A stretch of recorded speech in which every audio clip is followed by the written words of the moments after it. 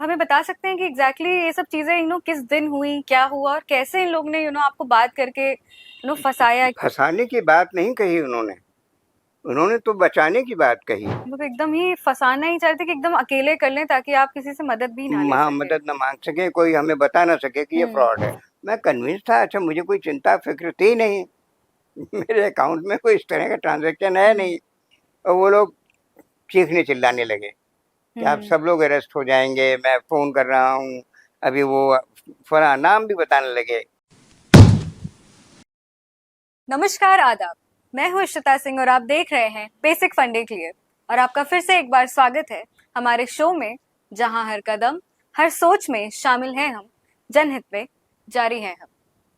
अच्छा सोचिए, एक दिन आप आराम से सुबह उठते हैं, अपनी रोजमर्रा के सारे रूटीन्स आप फॉलो कर रहे हैं और सडनली आपको कुछ देर बाद कॉल आती है और आपसे ये कहा जाता है कि आपको मनी लॉन्ड्रिंग के केस में डिजिटल अरेस्ट किया जा रहा है।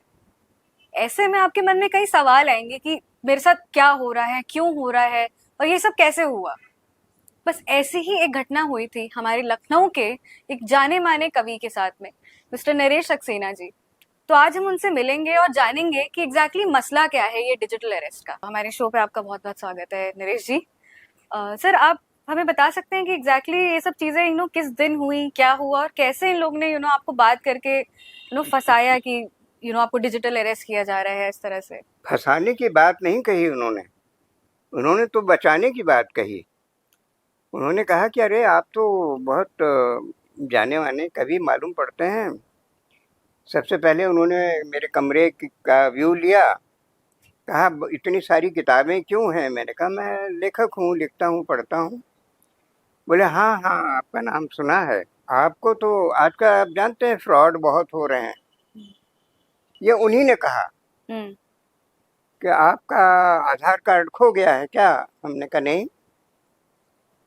लेकिन सबसे पहली बातचीत उन्होंने मैं ये कहा कि देखिए आपका फ़ोन जो है वो 2 घंटे में बंद हो जाएगा। अच्छा। मैंने कहा क्यों? कहा ये तो हमें नहीं पता, कुछ पुलिस का मामला है, तो हम बॉम्बे पुलिस को आपको ट्रांसफ़र कर देते हैं ये कॉल। ये तो इंफॉर्मेशन ब्रॉडकास्टिंग जो दूरसंचार विभाग है गवर्नमेंट ऑफ इंडिया का, वहाँ से बोल रहे हैं। उन्होंने कहा देखिए, तब उन्होंने ये बात कही कि ऐसा लगता है आपके साथ कोई फ्रॉड हुआ है और आपके नाम, आपके आधार कार्ड का मिसयूज़ करके किसी ने अकाउंट खोल लिया है और सैकड़ों करोड़ रुपए की उसमें मनी लॉन्ड्रिंग हो रही है, तो आपका अरेस्ट वारंट जारी हो रहा है। मैंने कहा अरे भाई ये क्यों हो रहा है मेरी? तो उन्होंने कहा ठीक है, मैं ऐसा करता हूँ कि सीबीआई को ट्रांसफ़र कर देता हूँ ये। तो कोई सीबीआई की तरफ से बोल रहा था। तो उन्होंने कहा कि इन्होंने हमको बताया है कि आप उम्रदराज हैं, लेखक हैं, भले आदमी लगते हैं, तो आपको हम जल्दी से जल्दी क्लियर कर दें। तो पहले ये बताइए कि क्या आपने इनकम टैक्स रिटर्न दाखिल किए हैं? मैंने कहा हाँ। आप दिखा सकते हैं इनकम टैक्स? मैंने कहा हाँ, दिखा सकते हैं इनकम टैक्स। तो आपके अकाउंट्स में कोई फॉरेन एक्सचेंज आया गया? मैंने कहा बिल्कुल नहीं आया गया, मेरी लिमिटेड इनकम है, मेरी पेंशन आती है वगैरह। तो बोले कि फिर तो कोई ज़्यादा दिक्कत नहीं होगी, अगर आप कोऑपरेट करेंगे तो हम रिकमेंड करेंगे कि सुबह तक आपको जांच पूरी करके और क्लियर कर दें। मैंने कहा बहुत अच्छी बात है। फिर उन्होंने कहा कि अच्छा आप लेखक हैं तो गालिब का कोई शेर सुनाइए। अच्छा। मैं सुना दिया। होता है शबो रोज़ तमाशा मेरे आगे, घिसता है जबी खाक पे दरिया मेरे आगे। बोले वाह वाह वाह, बहुत सुंदर। तो मीर का भी कोई शेर ध्यान में है? मैंने कहा मीर का भी है, सुनाइए। तो वो एक मीर का शेर है, अभी टुक रोते रोते सो गया है, सिरहाने मीर के आहिस्ता बोलो, अभी टुक रोते रोते सो गया है। बोले आप जेन्युइन हैं, क्या लिखते हैं? मैंने कविताएं लिखते हैं। तो बोले अच्छा ठीक है, अब चूंकि आप का अरेस्ट वारंट कट चुका है, तो अब आप डिजिटल अरेस्ट में हैं, इस कैमरे के सामने से हटिए नहीं, किसी को ये बात बताइए नहीं। मैंने कहा क्यों?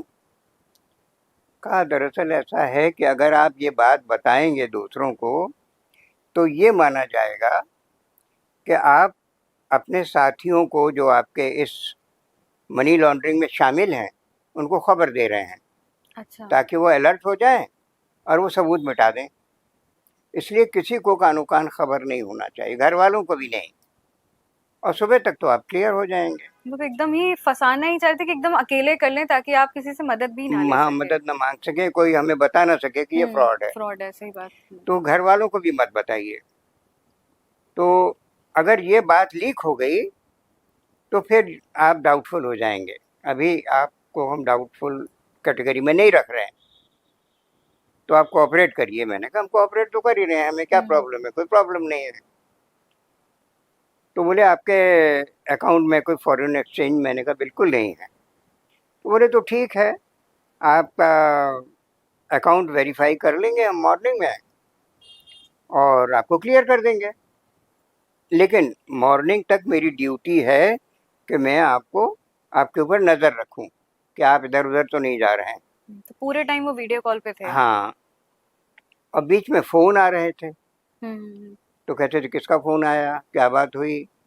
मैंने कहा मैं बात नहीं कर रहा किसी से, घंटी बजने देता हूँ, उसके बाद फिर मैं आपको खुद ही कनेक्ट कर देता हूँ। पूरे कमरे की परिक्रमा, खिड़कियाँ कहाँ हैं, दरवाज़ा कहाँ है, बंद है कि नहीं, घर वालों से कह दीजिए कि बहुत ज़रूरी काम है और मैं सुबह आपको बताऊंगा। तो मैंने कहा ठीक है। तो फिर बोले अच्छा कविताएं सुनाइए। कविताएं सुनने लगे वो मुझसे। बोले अब रात कैसे कटेगी? जब आपको नींद आए तो आप सो जाना, लेकिन मुझे तो बैठ के देखना है आपको। तो आप जब लेटें तब भी अपने कैमरे को इस तरह रखिएगा कि वो आप दिखाई देते रहें, आपका मूवमेंट सोते हुए भी दिखता रहे।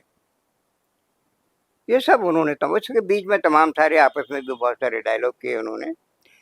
तो मुझे उन्होंने कन्विंस करा दिया कि ये कोई सचमुच की वेरिफिकेशन, अकाउंट की वेरिफिकेशन एक्सरसाइज है। आधार कार्ड नंबर ये सब पूछते ताछते रहे, कितना पैसा है, एफडी है कि ओपन है क्या है सब। तो मैंने कहा सब बता दूं इनको, मुझे क्या दिक्कत हो रही। बोले ठीक है।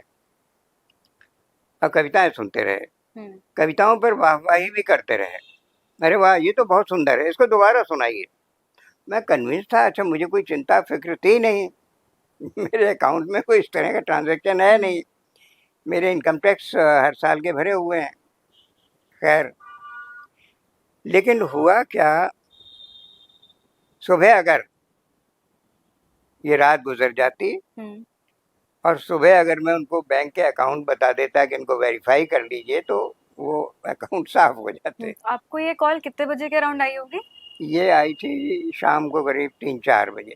अच्छा। और ये चली करीब 9-10 बजे रात तक। 4 मतलब वही अराउंड 6 घंटे के हाँ। कॉल चली थी पूरी। तो अंत में तो ये हुआ कि जो हमारा पोता है वो दरवाज़ा खटखटाने लगा और रोने लगा कि बाबा दरवाज़ा खोलो। तो मैंने दरवाज़ा खोल दिया और मैंने कहा कि अभी हम बाद में बात करेंगे, तुम खेलो जा करके। तो मेरी बहू जो थी वो भीतर आ गई, उसने मुझसे फ़ोन छीन लिया और फ़ोन छीन करके उसको बंद करके, और वो लोग चीखने चिल्लाने लगे कि आप सब लोग अरेस्ट हो जाएंगे, मैं फ़ोन कर रहा हूँ। अभी वो फला नाम भी बताने लगे कि मिस्टर माथुर जो हैं सीबीआई इंस्पेक्टर, वो आके अरेस्ट करेंगे आपको, और आप समझ नहीं रहे हैं कितना सीरियस है मामला, और ये नेशनल सिक्योरिटी का मामला है और आप लोग तमाशा कर रहे हैं। उसने कहा आपको जो करना है करिए और फ़ोन ब्लॉक कर दिया। तो ये समझिए कि चूंकि मेरे घर में सब ये चिंता कर रहे थे कि मैं आज तक कभी अपने कमरे का दरवाज़ा बंद नहीं करता भीतर से। मैं ऐसा क्यों कर रहा हूँ? कोई इम्पोर्टेंट फ़ोन कॉल होता है तब भी उसे रोक के मुझे बता देते हैं कि मैं फ़लाँ से बात कर रहा हूँ, अभी थोड़ी देर बाद मैं बात करूँगा। आज क्या हो गया? इस बीच में मुंबई से मेरी बेटी ने भी फ़ोन किए, तो इन लोगों ने बताया वो तो कमरे का दरवाज़ा बंद किए हैं और बात नहीं कर रहे हैं किसी से। नेचुरली ऐसे में लोगों को टेंशन होने लगती है तो कि क्या ये हो गया। तो इन लोगों को टेंशन होने लगा है। इन लोगों ने एक बड़े उस पर लिखा कि दिस कॉल इज़ फ्रॉड, क्योंकि कई लोगों ने ओके। फ़ोन किया, बताया कि ये इस तरह के कॉल फ्रॉड होते हैं, लेकिन वो सिर्फ इतना ही बता रहे थे कि दिस कॉल इज़ फ्रॉड। मैं मान रहा था कि फ्रॉड नहीं है और ये जेन्युइन लोग हैं। क्योंकि उन्होंने बातचीत ही आपसे ऐसे की थी ना कि एक फेमिलियरिटी बना ली कि एक जो आप कह रहे हैं ना कि आपको कन्विंस कर लिया था कि वो सही कन्विंस है। कर दिया था और तमीज़ से बात कर रहे थे कि आप तो बुजुर्ग हैं, हमारे पिता समान हैं, हम आपको तकलीफ़ नहीं देना चाहते। लेकिन जो तमाम लोगों ने मेरे को फ़ोन करना शुरू किया, इंक्वायरी करना शुरू की और इन लोगों को बताना शुरू किया कि इस तरह के कॉल फ्रॉड होते हैं, किसी तरह से दरवाज़ा खुलवाइए। तो चूंकि इतने लोग मेरे साथ थे घर के बाहर, कमरे के बाहर, इसलिए मैं बच गया। सही बात। अगर मेरे साथ लोग न होते और मैं अकेला होता और एक आध ऐसा आदमी होता जो मेरी बात सुन के चला जाता कि ठीक है सवेरे बताना, आप चिंता न करता, तो ये समझिए कि अगर आपके आसपास आपके मित्र, आपके घर के लोग, आपकी फिक्र और चिंता करने वाले लोग अगर नहीं हैं, तो आप किसी भी मुसीबत में फंस सकते हैं। इस तरह की मुसीबत से मैं बाहर आया तो इसीलिए, उसके दो कारण हैं। एक तो जो बहुत लोग बताते हैं कि उनके करोड़ों रुपए चले गए। हाँ, अभी हाल ही में ऐसे केसेस हुए हैं। हाँ, उससे एक बात ये लगता है कि जिनके पास करोड़ों रुपया है वो बहुत डर गए होंगे कि मुझे अब करोड़ों रुपए का हिसाब देना होगा। वो इस बात से डर गए होंगे और इस डर ने उनको उनके हिसाब से काम करने के लिए मजबूर कर दिया होगा साइकोलॉजिकली। मेरे पास चूंकि करोड़ों रुपया नहीं है बहुत थोड़ा सा रुपया है और मुझे उसकी कोई चिंता नहीं, ज़्यादा अपने अकाउंट के बारे में भी बहुत क्लियर था कि मुझे कुछ बताना तो है ही नहीं। मेरे इनकम टैक्स रिटर्न है, मेरे बैंक अकाउंट में आप देख लीजिए, कुछ किस्सा खत्म है, मुझे करना ही नहीं कुछ। सही बात। उन लोगों को शायद ये डर रहा हो कि इतने करोड़ रुपए का हिसाब किताब देना एक बड़ा मुसीबत का काम है, भले ही वो ईमानदारी का पैसा हो। और अगर किसी के पास ईमानदारी का ना होगा तो वो और परेशान हो गया। वो तो सारे लीगैलिटीज फॉलो करना चाहेगा ताकि फंसे ना हो। और तो दो बातें हैं, एक तो अपने अकाउंट्स क्लियर रखना चाहिए हमेशा, ईमानदारी से, ताकि कोई दिक्कत ना हो। दूसरा, आपके पास आपके साथी, आपके मित्र आपके कांटेक्ट में होना चाहिए। निरे अकेले रहने की कोशिश नहीं करना चाहिए। इसीलिए मैं बच गया और ऐसे फ्रॉड अभी भी जारी हैं। जारी है। इनफैक्ट कई सारे लोगों ने पैसे गवा दिए। आप शायद एक होता नहीं कि अलर्टनेस भी थी थोड़ी और आपके आसपास लोग भी थे, जैसे आपने कहा कि फाइनेंशियल लॉस नहीं हुआ। हाँ, ये बात जरूर है कि मेंटल प्रेशर बहुत ज्यादा रहा होगा उस टाइम। मेंटल प्रेशर भी बहुत ज्यादा नहीं था, मुझे लगता था कि ये क्योंकि मुझे उन्होंने कहा कि सोने में कोई प्रॉब्लम हो जाइए, आप खाना आप यहीं मंगा लीजिए, खा लीजिए, कविताएं सुनाइए। इवन उन्होंने कमरे में मेरे बांसुरियां देखी तो बोले ये बांसुरी कौन बजाता है? मैंने कहा मैं बजाता हूँ। तो बोले सुनाइए बांसुरी भी सुने तो मैं पूरी तरह कंफर्टेबल था और मुझे कोई मानसिक प्रॉब्लम नहीं थी और मुझे ये पता नहीं था कि इस तरह के, बल्कि जो आदमी ये कह के शुरुआत कर रहा है कि भाई आजकल फ्रॉड बहुत हो रहे हैं और आपके नाम से आपके आधार कार्ड का मिसयूज करके किसी ने अकाउंट खोल लिया है और सैकड़ों करोड़ रुपए की मनी लॉन्ड्रिंग है। बहुत लंबी लिस्ट है, बहुत लोग फंसे हुए हैं। हो सकता है आपके बैंक मैनेजर भी फंसे हों और उन्हीं ने आपका नंबर दे दिया होगा, क्योंकि आधार कार्ड कैसे पहुंचा? मैंने कहा भाई हम बाहर जब जाते हैं तो होटलों में दिया जाता है, हर जगह वेरिफिकेशन के आधार कार्ड लगता किया है। तो वो कॉपी कहीं से चली गई होगी। तो मैं कन्विंस था और इसलिए मुझे कोई चिंता भी नहीं थी। अच्छा, ये थोड़ा एक ऑब्जर्वेशन में था कि जैसे बाकी जो फ्रॉड्स होते हैं तो उसमें वो लोग शुरुआत डराने धमकाने से करते हैं, यहाँ पे उल्टा है। जैसा आपने बताया कि उन्होंने पहले आपको एक आश्वासन दिया कि भाई हम आपकी मदद करने के लिए आए हैं, आपको परेशान करने नहीं आए हैं। उन्होंने कहा जब ये हमें पता लगा कि आप लेखक हैं और आप कोऑपरेट कर रहे हैं और हमने वेरीफाई कर लिया कि आप वाकई साहित्य में बहुत गहरी रुचि आपकी है और मेरी भी रुचि साहित्य में है, हम दोनों की रुचियां मिलती जुलती हैं, तो अच्छा। वो तो मेरे फ्रेंड हो गए थे। हाँ। कह रहे थे वो वाली कविता बहुत अच्छी, वो दोबारा सुनाइए। तो आप सोचिए कि एक राइटर को कोई ये कहे कि वो रचना बहुत अच्छी है, दोबारा सुनाइए, तो उसे तो अच्छा ही लगेगा, ये सही तो बहुत बात है। अच्छा आदमी है। तो बहरहाल ये 2-3 नतीजे उससे निकालना चाहिए कि आप दोस्तों के साथ रहें, अकेले ना रहें, कांटेक्ट में बने रहें। दूसरी बात ये कि अपना हिसाब किताब बहुत क्लियर रखें और डरे नहीं। सही बात है। जहाँ उन्होंने समझ लिया कि आप डर रहे हैं तो उस चीज का और ज्यादा फायदा उठाएंगे। हाँ। सर, एक एक्चुअली सवाल था मेरा कि क्या जब वो आपसे बातचीत कर रहे थे तो क्या उनके पास पहले से आपकी कोई ऐसी इन्फॉर्मेशन थी जिससे ये भी लगा हो कि हाँ, ये शायद मेरे बारे में कुछ ना कुछ तो जानते हैं? देखिए, फेसबुक ऐसी चीज है कि अगर मेरा नाम डाल करके वो फेसबुक मेरी ओपन कर रहे हैं, क्योंकि मैं देख रहा हूँ बहुत से लोग लॉक इसीलिए रखते हैं शायद, बहुत से लोग लॉक रखते हैं अपनी, वो फ्रेंड्स के साथ ही ओपन होते हैं, वरना आप उनकी वाल पे जा नहीं सकते। हाँ। उसके बावजूद फेसबुक पे बहुत सी इंफॉर्मेशन मिल जाती है। अच्छा, मुझे कुछ छुपाना ही नहीं होता, मैं कभी कुछ नहीं छुपाता। अपना फोन नंबर भी मेरा पड़ा हुआ है फेसबुक पे, जिसको चाहिए फोन कर दो मुझे। लोग अपना फोन नंबर नहीं देते, पहचान वाले को के अलावा दूसरे को फोन नंबर नहीं देते लोग। हाँ। लेकिन मेरा फोन नंबर तो मेरी वाल पे पड़ा हुआ है और मेरी वाल ओपन है, मुझे कुछ छुपाना नहीं है, करना क्या है मुझे।